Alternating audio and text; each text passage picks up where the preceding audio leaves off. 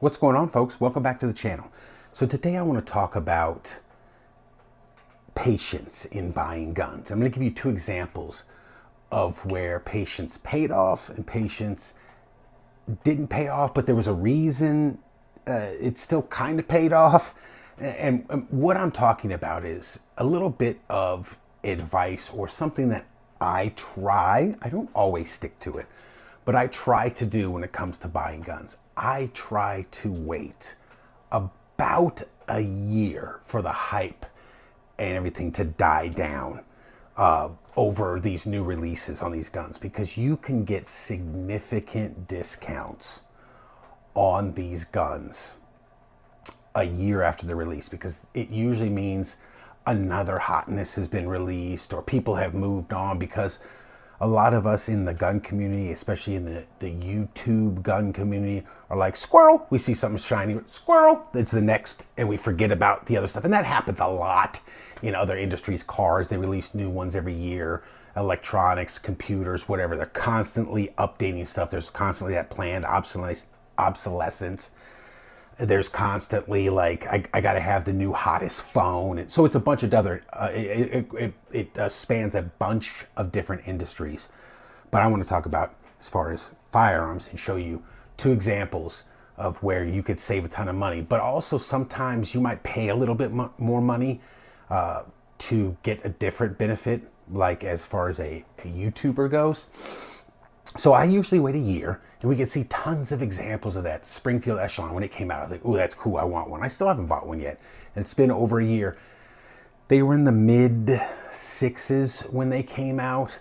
Now you can get them in the fours. You can get, in some cases, almost $200 savings on that gun, because at the time of filming this video, they just released the compact version or whatever they call it. So I'm sure people are like, oh, I got to get that one. And they're ignoring the, I guess it was a full size of the first release. The TTI, the Canic TTI, when that came out and I saw it SHOT Show, I was like, oh, that's cool. I'm going to get one. I still want to get one on the channel. But when they first released, they had a $949, $950 MSRP. People were selling them for $1,100 when they hit the stores. And people were gobbling them up, couldn't get enough of them. Now it's been about a year, and I've seen them for $850, so $100 below MSRP and $300-ish below the street price when they were first released. So there's a benefit. I want to show you one gun that I definitely, and I also, for some companies that like to use their customers as beta testers, and I'm not saying that's what they do. I know they do an extensive amount of testing, a lot of these gun companies, but sometimes they miss stuff, and it just happens with mechanical products. And but some companies do kind of use their customers as beta testers. Springfield Prodigy, still have not cleaned it. Still got to do 1,000 update. Again, if you have not seen my previous videos on this gun, I bought this gun. I picked it up from the FL, brought it home, and I started running it. It's got, I don't know exactly, a little over 500, but we'll say it's 500 so that I can move on and hit the 1,000 rounds. I have not cleaned it. I have not oiled it. I have not taken it apart. That was my mission. I was doing it on purpose. I wanted to see how long this gun would shoot before it started to malfunction due to lack of maintenance, because there was so many videos and issues with this gun when it first came out, and I haven't had any problems. And again, it's over 500, but for the purposes of when I do my 1,000 round update, it's going to be, we're going to start from 500, and I'll just run another 5 and we'll see.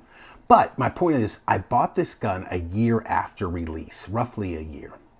I think I picked it up for $1,299, something, $1,300, $1,200, somewhere around there. I saved, basically, they were going for about $1,599, so about $1,600. I saved $300 on this gun by waiting a year, and I believe they did some rolling changes. There was some theories that the Cerakote that they used was too thick on the rails, and it was gumming up, and it was all this other kind of stuff.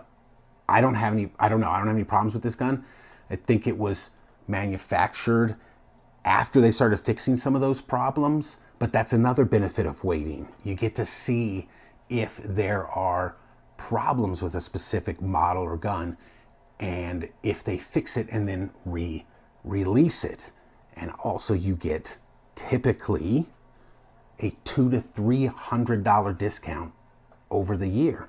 And then the hype dies down and you're not scrambling for it and paying those premium prices. One place where I did not do that was this gun. This is the TSOS Night Stalker. I put some pretty sweet grips on it. Zombies grips a long time ago. It comes with these black aluminum ones, which are pretty cool too.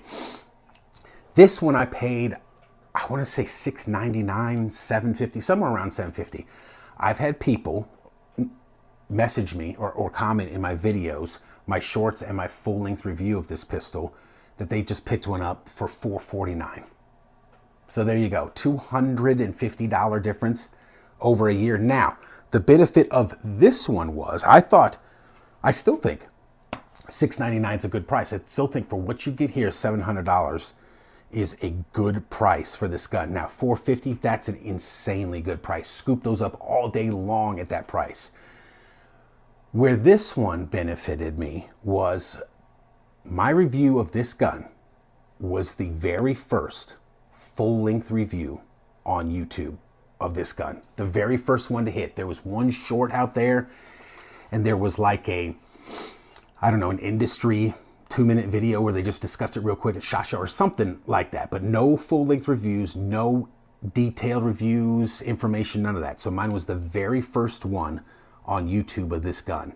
And it got quite a few views. It was pretty good for my my really small channel at the time. And I didn't realize, it's not like I knew I was overpaying. I knew it was new, so I figured it would go down. But, so that's what, so I did not save money. Had I waited, I could have saved $200 to $300 on this gun. But I thought it was super cool when it first came out. Thought the price was fair. And it did, I did get to do, again, like I said, the very first video, full-length review on that gun on YouTube. And by the way, it's pretty cool. And yes, I know there is a recall on this. I have not experienced any issues with this gun, so I haven't sent it in. I still might, I don't know. I think this one might be one of the ones in the serial range, or whatever. But that's what the benefit is. That's my advice. If you can, if you don't have like a YouTube channel and you want to get out there and show people the new hotness, and you have patience, you can wait about a year, man, till you get.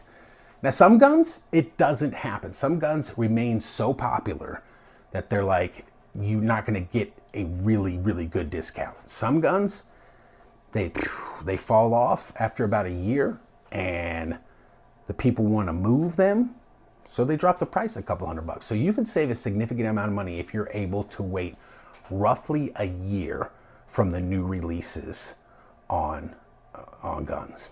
So there it is, guys. Let me know what you do. Do you guys run out and immediately buy? Because I'm not going to lie to you. There are some guns that I'm like, I got to have that now. I don't care if it is overpriced. I want it now. And not just for the channel, but I think it's cool and I want to shoot it and I want it now.